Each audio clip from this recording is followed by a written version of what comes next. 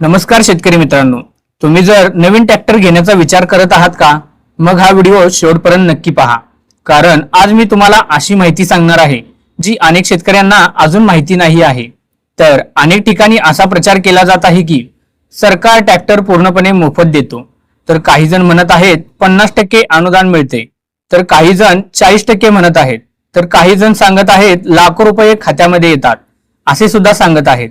पण यामागचे नेमकं सत्य काय आहे? चला तर मग जाणून घेऊया नेमकं सत्य काय आहे.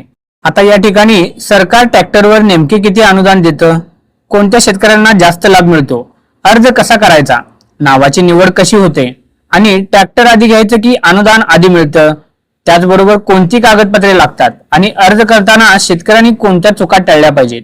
आजच्या या व्हिडिओमध्ये आपण ट्रॅक्टर अनुदान योजनेची सुरुवातीपासून शेवटपर्यंत संपूर्ण माहिती अगदी आपल्या सोप्या मराठी भाषेमध्ये समजून घेणार आहोत. म्हणूनच शेतकरी मित्रांनो, हा व्हिडिओ कुठेही स्किप करू नका, कारण शेवटी मी अशा काही महत्त्वाच्या सूचना देणार आहे ज्या माहितीमुळे तुमचा अर्ज अडकण्याची किंवा शक्यता कमी होऊ शकते. चला तर मग कोणताही वेळ न घालवता जाणून घेऊया ट्रॅक्टर अनुदान योजनेविषयीची संपूर्ण माहिती. ट्रॅक्टर अनुदान योजना म्हणजे नेमकं काय? शेतकरी बांधवांनो, सर्वप्रथम ही योजना नेमकी काय आहे हे समजून घेणं गरजेचं आहे, कारण अनेक शेतकऱ्यांना आजही वाटतं की सरकार प्रत्येकाला मोफत ट्रॅक्टर देतं. असं प्रत्यक्षात नाही शेतकरी मित्रांनो. ट्रॅक्टर अनुदान योजना म्हणजे शेताचे किंवा शेतीचे यांत्रिकीकरण वाढवण्यासाठी शासनाकडून पात्र शेतकऱ्यांना आर्थिक सहाय्य देण्याची योजना. शेतीमध्ये आधुनिक यंत्रणाचा वापर वाढावा, उत्पादन खर्च कमी व्हावा, वेळेची बचत व्हावी आणि शेतकऱ्यांचे उत्पन्न वाढावे, हा एक योजनेचा मुख्य भाग आहे. शेतकरी मित्रांनो, आता तर तुम्हाला हे माहीतच आहे, आज मजुरांची कमतरता वाढत आहे. वाढते इंधन दर आणि शेतीचा वाढता खर्च पाहता ट्रॅक्टर ही गरज बनली आहे. मात्र प्रत्येक शेतकऱ्याकडे लाखो रुपये एकदम उपलब्ध असतीलच असे नाही. त्यामुळे शासन ठराविक अटीनुसार आर्थिक मदत उपलब्ध करून देत आहे. मग आता 50% अनुदान हे पूर्णपणे सत्य आहे का वेगळंच काही आहे? तर मित्रांनो, सोशल मीडियावर सर्वाधिक व्हायरल होणारा विषय म्हणजे 50% अनुदान. पण इथे सर्वात मोठा गैरसमज निर्माण होतो शेतकरी मित्रांनो. शासनाकडून मिळणारे अनुदान हे प्रत्येक शेतकऱ्यासाठी सारखे नसते. अंतिम लाभ हा वेळेच्या शासनाच्या नियमावर व तसेच अर्जदाराच्या प्रवर्गावर, योजनेच्या अटीवर आणि शासनाने निश्चित केल्यावर कमाल आर्थिक मर्यादेवर असतं. सामान्यपणे काही पात्र लाभार्थ्यांना 40 ते 50% पर्यंत अनुदान मिळू शकते. मात्र याचा अर्थ ट्रॅक्टरचा पूर्णपणे किमतीवर तेवढीच रक्कम मिळेल असा होत नाही. शासनाने ठरवलेल्या कमाल मर्यादेनुसार अनुदान निश्चित केले जाऊ शकते. म्हणून प्रत्येकाला 50% हमखास किंवा मोफत ट्रॅक्टर अशा कोणत्याही संदेशावर विश्वास ठेवण्यापूर्वी अधिकृत माहिती तपासणे अत्यंत गरजेचं आहे मित्रांनो. तर या ठिकाणी ही योजना सुरू करण्यामागचे सरकारचा उद्देश काय आहे जाणून घेऊया. हा प्रश्न फार कमी लोक विचारतात, पण उत्तर समजून घेतलं तर संपूर्ण योजना अधिक स्पष्ट समजू शकते. पूर्वी शेतातील बहुतेक कामे हाताने किंवा बैलाच्या साह्याने केली जात होती. यासाठी मोठ्या प्रमाणात वेळ आणि मजुरी लागत असे. कालांतराने शेतीचे स्वरूप बदलले, आधुनिक यंत्रणाचा वापर वाढू लागला. मात्र आर्थिक अडचणामुळे अनेक शेतकरी ट्रॅक्टर खरेदी करू शकत नव्हते. मग ही परिस्थिती लक्षात घेऊन शासनाने शेती यांत्रिकीकरणाला प्रोत्साहन देण्याचा निर्णय घेतला. ट्रॅक्टर आणि इतर कृषी यंत्रणाच्या वापरामुळे शेतकऱ्यांचा वेळ वाचतो, काम जलद होते आणि शेती अधिक कार्यक्षम बनते. म्हणूनच ट्रॅक्टर अनुदान योजना सुरू करण्यात आली आहे. चला तर मग जाणून घेऊया या योजनेचा लाभ नेमका कोण घेऊ शकतं. आता सर्वात महत्वाचा मुद्दा समजून घेऊया शेतकरी मित्रांनो, कारण अनेक शेतकरी अर्ज करतात पण काही अर्ज सुरुवातीलाच अपात्र ठरतात. सर्वप्रथम अर्जदार हा पात्र शेतकरी असणं आवश्यक आहे. त्याच्या नावावर शेतीची नोंद असावी किंवा त्यावेळेच्या योजनेतील अटी पूर्ण असाव्यात. त्याचबरोबर शेतकऱ्याचे आधार कार्ड, बँक खाते, मोबाईल क्रमांक योग्य असणे आवश्यक आहे. त्याचबरोबर अर्जामध्ये दिलेली माहिती आणि कागदपत्रे अचूक असणे खूप महत्वाचे असते. चुकीची माहिती, अपूर्ण कागदपत्रे किंवा चुकीचा बँक तपशील यामुळे अर्ज रखडू शकतो किंवा नाकारलाही जाऊ शकतो. अनेक शेतकरी एक चुका करतात, जे इतरांच्या सांगण्यावरून अर्ज भरतात पण स्वतः अर्जातील माहिती तपासत नाहीत. पुढे एखादी चूक आढळली तर त्याचा फटका लाभार्थ्यालाच होऊ शकतो. चला तर मग शेतकरी मित्रांनो, आता जाणून घेऊया अर्ज करण्यासाठी कोणती कागदपत्रे आवश्यकता असतात. शेतकरी बांधवांनो, पात्रता पूर्ण असली तरी आवश्यक कागदपत्रे योग्य नसतील तर अर्जाची प्रक्रिया अडचणीत येऊ शकते. त्यामुळे अर्ज करण्यापूर्वी सर्व कागदपत्रे तयार ठेवणे महत्त्वाचे आहे. सर्वप्रथम आधार कार्ड आवश्यक असते, कारण अर्जाची ओळख पडताळण्यासाठी आधाराचा वापर केला जातो. त्यानंतर जमिनीचा 7/12 उतारा आणि 8 उतारा लागतो. त्यावरून शेतीची माहिती तपासली जाते. याशिवाय बँक पासबुक किंवा बँक खात्याचा तपशील असावा लागतो, कारण शासनाकडून मंजूर होणारे अनुदान थेट लाभार्थ्याच्या बँक खात्यामध्ये जमा केले जाते. जर समजा शेतकरी मित्रांनो, जर एखादा अर्जदार अनुसूचित जाती, अनुसूचित जमाती किंवा इतर अर्धशिक्षित प्रवर्गातून असेल आणि त्या प्रवर्गासाठी विशेष लाभ असेल तर संबंधित वैध प्रमाणपत्र आवश्यक असू शकतं. म्हणूनच या ठिकाणी लक्षात ठेवा, प्रत्येक कागदपत्र स्पष्ट, अद्ययावत आणि योग्य असणे गरजेचे आहे.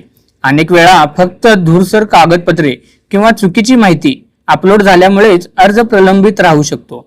तर आता या ठिकाणी शेतकरी मित्रांनो, ट्रॅक्टर अनुदानासाठी अर्ज कोठे आणि कसा करायचा जाणून घेऊया. आजच्या घडीला महाराष्ट्रातील बहुतांश ट्रॅक्टर अनुदान अर्ज महाडीबीटी पोर्टलच्या माध्यमातून स्वीकारले जात आहेत. तर शेतकरी मित्रांनो, या ठिकाणी आता बघा, ज्यांना ऑनलाईन प्रक्रिया माहिती आहे ते स्वतः अर्ज करू शकतात. तर ज्यांना ऑनलाईन अर्ज करता येत नाही ते अधिकृत सेवा केंद्राशी मदत घेऊ शकतात. अर्ज करताना सर्वप्रथम पोर्टलवर लॉग इन करून शेती यांत्रिकीकरणशी संबंधित योजना निवडावी लागते. त्यानंतर आवश्यक माहिती भरून कागदपत्रे अपलोड करावी लागतात. शेतकरी मित्रांनो, माहिती भरताना घाई करू नका. नाव, आधार क्रमांक, मोबाईल नंबर, बँक खाते, IFSC कोड आणि जमिनीची माहिती पुन्हा एकदा तपासून पहा, कारण अर्ज सबमिट झाल्यानंतर छोटीशी चूक ही पुढे अडचण ठरू शकते. अर्ज पूर्ण झाल्यानंतर त्याचा अर्ज क्रमांक सुरक्षित जतन करून ठेवला पाहिजे.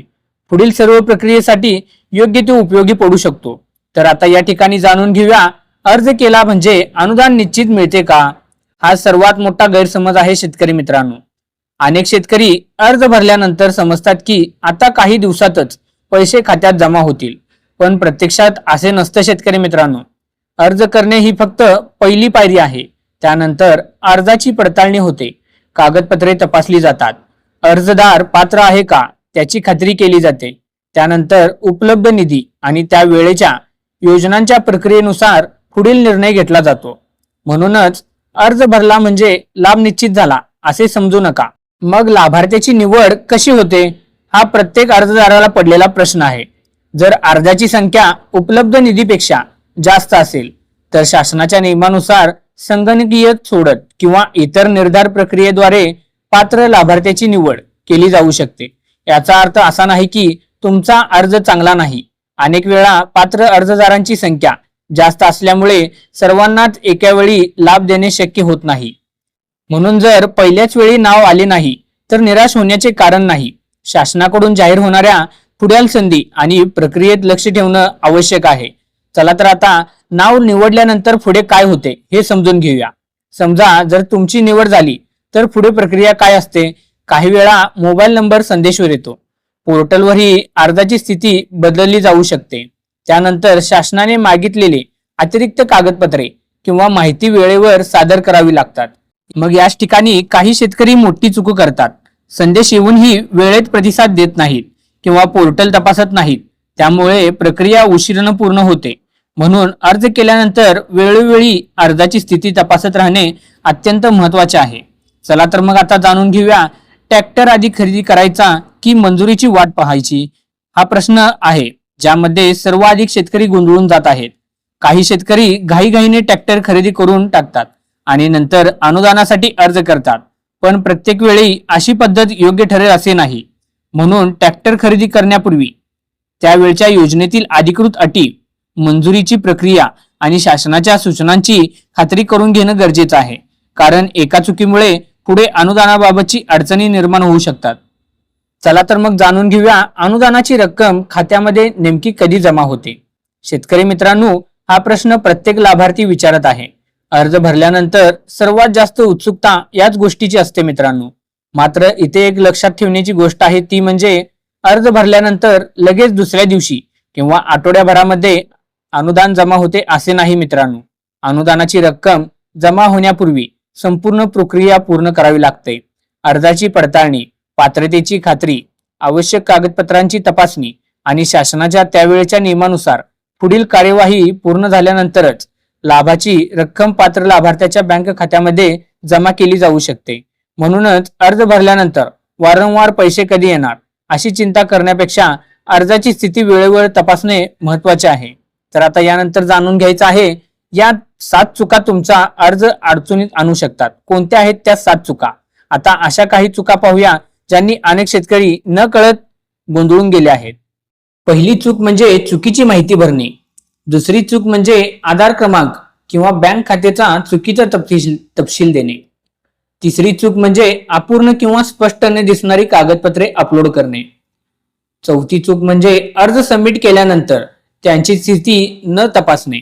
पाचवी चूक म्हणजे मोबाईल नंबर बंद असणे किंवा बदलल्यानंतर ही माहिती अद्ययावत न देणे. सहावी चूक तसेच सोशल मीडियावरील अफवांवर विश्वास ठेवणे. आणि सातवी चूक म्हणजे मोठी चूक आहे ही, दलालावर किंवा अनोळखी व्यक्तीवर विश्वास ठेवणे. बघा, तर शेतकरी मित्रांनो, या चुका टाळल्या तर अर्जांची प्रक्रिया अधिक सुरळीत होऊ शकते. आता त्याचबरोबर दलालापासून सावध राहणं गरजेचं आहे. आजकाल अनेक ठिकाणी अनुदान हमखास मिळवून देतो, तुमचे नाव लावून देतो, अधिकाऱ्याशी ओळख आहे, अशा प्रकारची आश्वासने दिली जातात. शेतकरी बांधवांनो, अशा कोणत्याही व्यक्तीच्या बोलण्यावर विश्वास ठेवू नका. शासनाची निवड प्रक्रिया वेळेनुसार पार पडत असते. कोणालाही पैसे देऊन नाव निश्चित लावता येत नाही. असा दावा कोणी करत असेल तर संशयास्पद मानावा. तुमचा अर्ज फक्त अधिकृत प्रक्रियेच करा आणि शक्य तितके माहिती तपासून घेणं गरजेचं आहे. त्याचबरोबर फक्त ट्रॅक्टरच नाही, या यांत्रिकीकरणावर मिळवून देऊ शकतो अजून अनुदान. अनेक शेतकऱ्यांना वाटते की या योजनेत फक्त ट्रॅक्टर समावेश आहे. प्रत्यक्षात शेती यांत्रिकीशी संबंधित इतर कृषी अवजारे आणि यासाठीही शासन वेळोवेळी विविध अनुदान राबवत असते. यामध्ये rotavator, cultivator, seed drill, mulcher, power weeder, spare, reaper आणि इतर काही कृषी अवजारांचा समावेश असू शकतो मित्रांनो. मात्र कोणत्या वर्षी कोणत्या यंत्रणांना लाभ मिळत आहे हे त्यावेळच्या अधिकृत यादीवर अवलंबून असते. तर आता शेतकऱ्यांच्या मनातील काही प्रश्नाचे महत्वाचे मुद्दे. तर अनेक जण विचारत आहेत, अर्ज केला, नाव आले नाही तर काय करायचे? अशा वेळी निराश होण्याची गरज नाही. पुढील अर्ज प्रक्रिया सुरू झाल्यावर पुन्हा अर्ज करण्याची संधी उपलब्ध होऊ शकते. काही जण विचारतात, जुना ट्रॅक्टर आहे तरी नवीन यासाठी अर्ज करता येईल का? याचे उत्तर वेळेच्या योजनेतील पात्रता आणि अटीवरील अवलंबून असू शकतं मित्रांनो. आणखी एक विचारला जाणारा प्रश्न, अर्ज केल्यानंतर स्टेटस कुठे चेक करायचा? तर आता मित्रांनो, या ठिकाणी अधिकृत महाडीबीटी पोर्टलवर जाऊन लॉग इन करून अर्जाची स्थिती चेक करायची असते.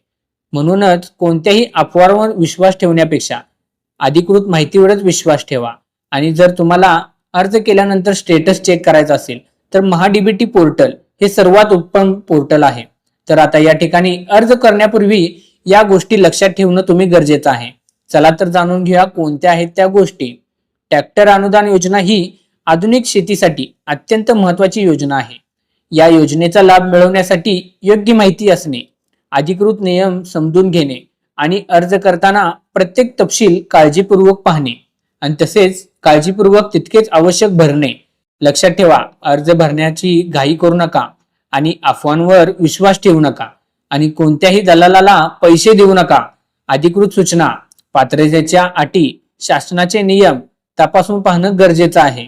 जर इतर माहिती तुम्हाला ही आता उपयुक्त वाटली असेल तर हा व्हिडिओ इतर शेतकरी बांधवांपर्यंत नक्की शेअर करा आणि अशाच महत्वाच्या शेतकरी योजना, अनुदान, बाजारभाव आणि सरकारची निर्णयाची अचूक माहिती सर्वात आधी मिळवण्यासाठी आपल्या कृषी हेल्पलाईन AN मराठी चॅनलला सबस्क्राईब करायला विसरू नका मित्रांनो. धन्यवाद.